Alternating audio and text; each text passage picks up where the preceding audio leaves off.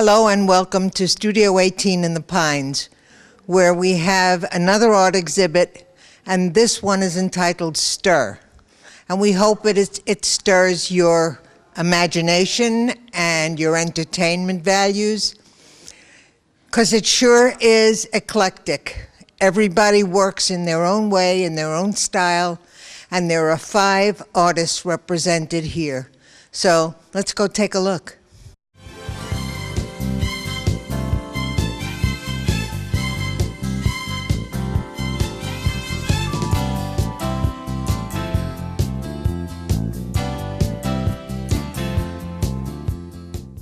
This is Robin Vegas, who is the Cultural Arts Coordinator for the City of Pembroke Pines, and has put together a show of the artists that are part of Studio 18 in the Pines. How many artists are you showing here today? This show has 5 artists from Studio 18, and we also have a special guest exhibit by the Broward County poet-in-resident, Anastasia Clark. And, okay, we're going to go see what this show is all about. All right, thanks, Elaine. Thanks, Robin. Okay. The artist with me now is Jacqueline LaFlamme, and the work behind me is a retrospective of her work. You're too young to have a retrospective, so tell me what it actually is. So the name of the installation is called Imagination Stirred, and it actually is a retrospective of sketches and drawings and doodles that I've done over the past probably 30 plus years, and now I'm dating myself, but yes. But so I wanted to hang them in a special way. That's how you began. You sketched, you drew, and this is the result. Absolutely, yes. So sometimes when I'm not sure what I'm going to paint, I do a little sketch, I do a little doodle, or I just look back in my sketchbooks and I get inspired. And then this is the result of my sketches. And this one actually almost looks like a drawing because it's just got so many lines and details. So this is what it ends up being, and that's how it began. It begins in black and white, and it ends up in living color. And the other part of this show at Studio 18 is being done by Broward County's poet-in-residence, Anastasia Clark. And she put together this show, which is all about hobos. Tell me, it's fascinating. Tell me about how this happened. Last year I saw a show on TV that featured a little story about Hobo Symbols, which I didn't believe existed. And I looked it up on the internet, and lo and behold, I found out that Hobo Symbols did exist. And it was an informal way of hobos to communicate with each other as they traveled across the country on trains. They would leave these little symbols for each other.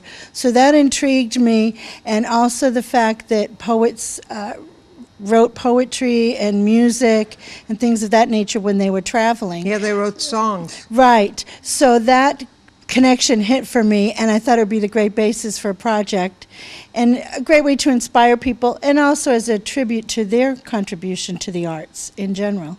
Now, Anastasia, there are hobos and there are tramps and there are bums. Right. What's the difference? A hobo is somebody that travels from place to place and is usually tries to work wherever they go.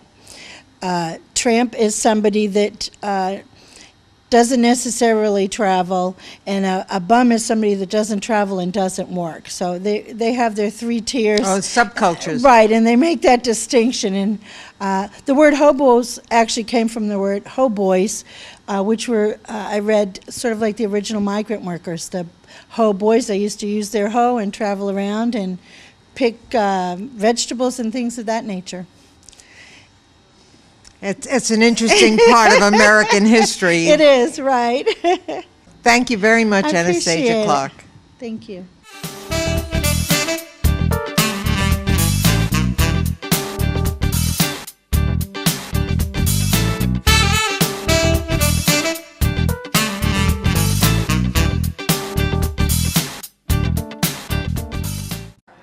This is Kellyanne and his artwork needs to be explained to me. I love it. I just have no idea how you do it. How do you do it? Well, this is layered glass. So I think this one has 18 or 19 layers, and each layer has a different image etched on it. So when you put the composite together, it gives this three-dimensional effect. Ah, and what do you etch with? These are etched with a laser. I draw it by hand, and then I use my drawing as a guide to etch with the laser. So each of 18 layers is etched separately? Correct. Correct. So it's just people because they're people.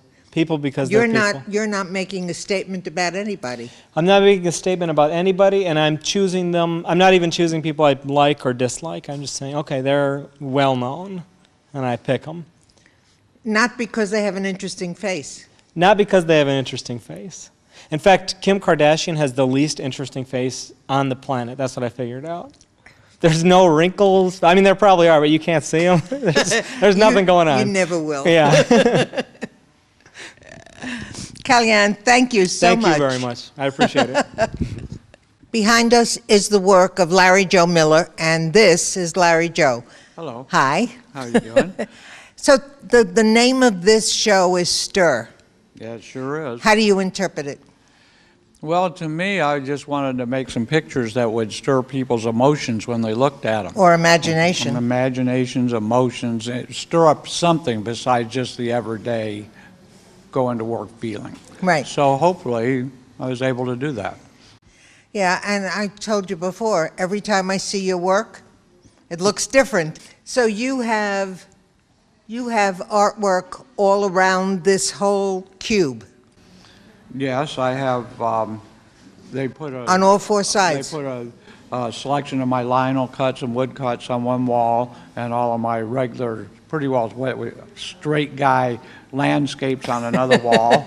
And then another wall has a lot of my night pictures. I love painting night scenes. So it was a very great representation. I felt very good about what they did and what they did for me. It's your work. They actually pretty much is my work, absolutely. Larry Joe Miller, thank you so much. My pleasure.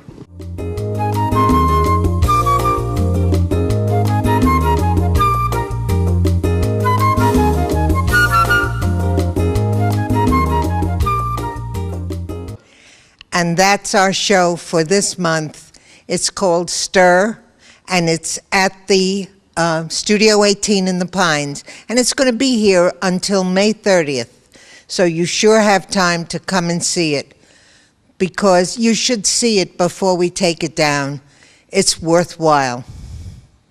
For OCTV, I'm Elaine Kuhlman, and I appreciate your joining me today.